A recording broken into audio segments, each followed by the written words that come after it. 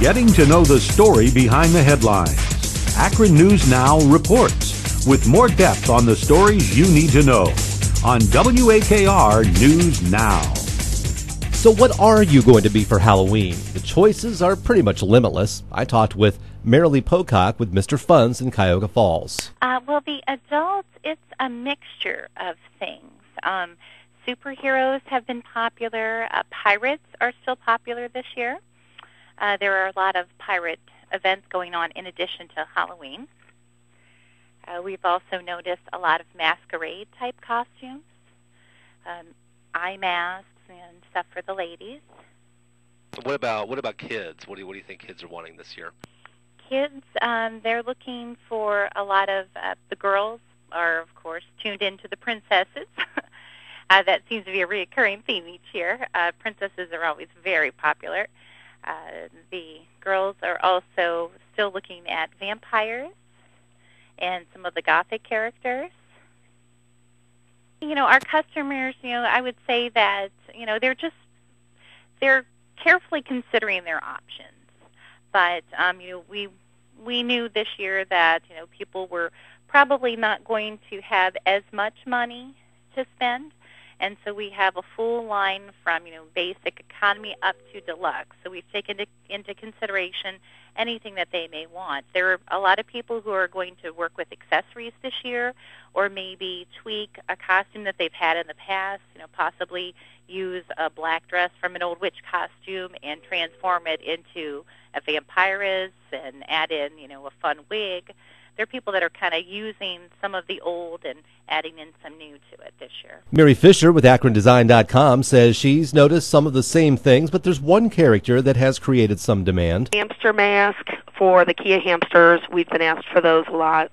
There hasn't been a costume made, so we custom made some masks so that we could sell the hamster masks themselves, and then people could put their own sweatsuits to them and hoodies. The other thing that's big this year are zombies. Everybody's wanting to do zombies, so they're buying costumes and then makeup.